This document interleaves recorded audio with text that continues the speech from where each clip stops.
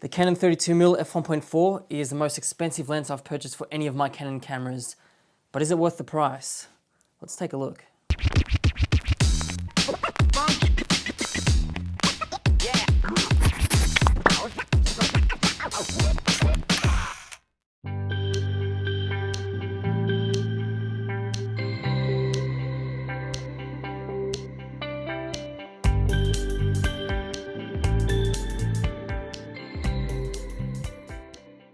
What I'm going to do later on in the video is compare the Sigma 31.4 with the speed booster against the 32mm F1.4 on the Canon M50, so stay tuned for that.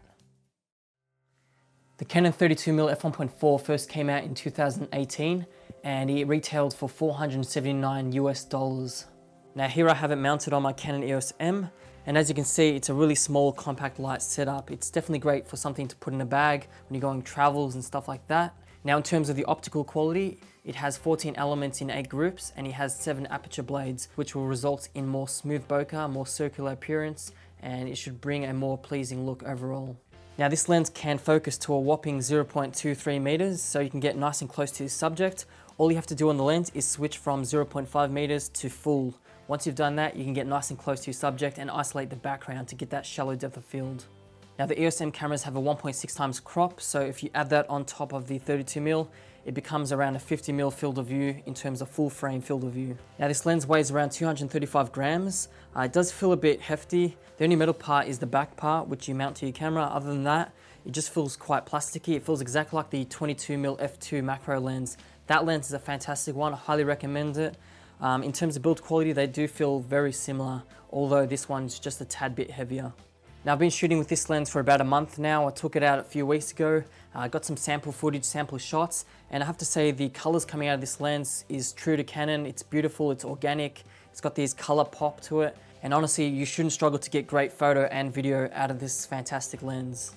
Now I found that during my shoots it was hard to stabilize the lens because there's no optical stabilization, so what I did was just put the neck strap on, stretch it out, create some tension, and that helped me to get stabilized footage. Now the Canon 32mm f1.4 also has a stepping motor, which is also known as STM. This means when you're focusing on your subjects, it's not going to bounce in and out. What it's going to do is it's going to focus nice and smoothly, so it looks more cinematic rather than jumping straight to the subject. Now this is an f1.4 lens, which means you're going to get better shallow depth of field, you're going to get more cinematic shots, you're going to get better bokeh, and I have to say the bokeh coming out of this lens is really superb. They're nice and circular, they look bubbly.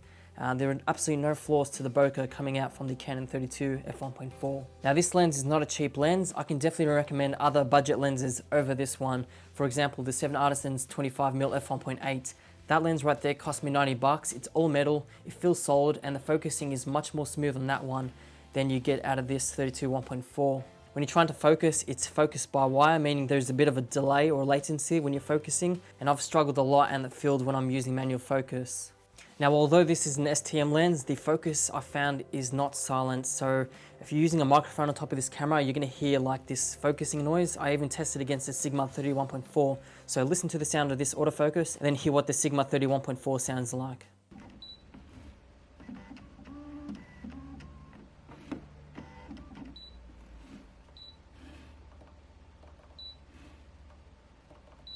Now this is the point of the video. Is this Canon 32mm f1.4 worth your money?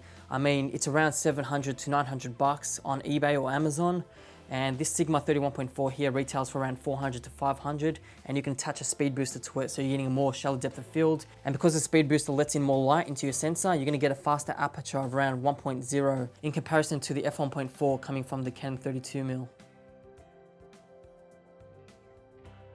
Alright, now I'm shooting at f1.4 with this lens, and this is what it looks like at f1.4.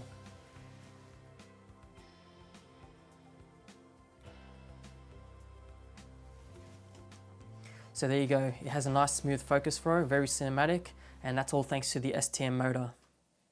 Alright, so here you go guys, this is the Sigma 30mm f1.4 with the speed booster. I'm pretty much the same distance, and I can straight away tell that this has a much wider field of view. There's more in the frame. I'm going to go ahead and stop it down from f1.4 to f1.0, so let's go ahead and try that. Alright guys, so this is the Sigma 30mm f1.4 on the Viltrox speed booster, and I'm shooting at f1.0.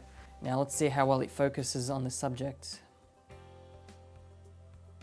So you can see it's doing a really nice job. And focus back to my face. And there you go. Does a really, really good job at tracking the subject. This is Canon's dual pixel autofocus, so it should work pretty well.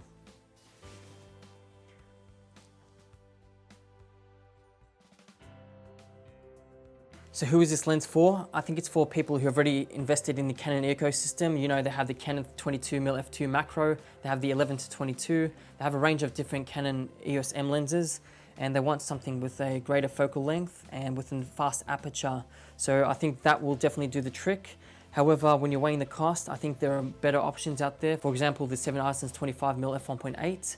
That's an all metal lens. It's got a smooth focus, and I think it does the trick really well for this type of situations.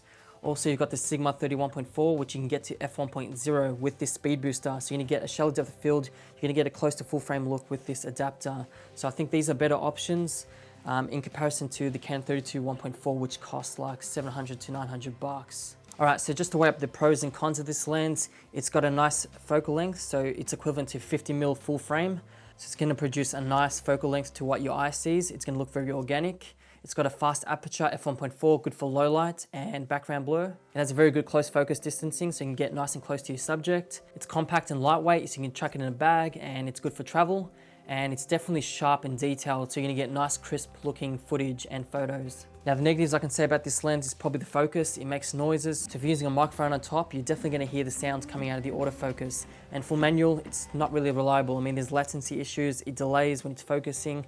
So it's definitely not something I would use for manual focus. I mean, for the price you pay for it, the build quality is probably not the best that I've used. 7-Allison's is better, and the Sigma 31.4 feels way better than the build quality of this lens. So there you have it. That's my thoughts on the Canon 32mm F1.4. Let me know what you guys think in the comments below, and I'll be sure to check them out. But as always, don't forget to like and subscribe, and I'll see you guys in the next video. Bye for now.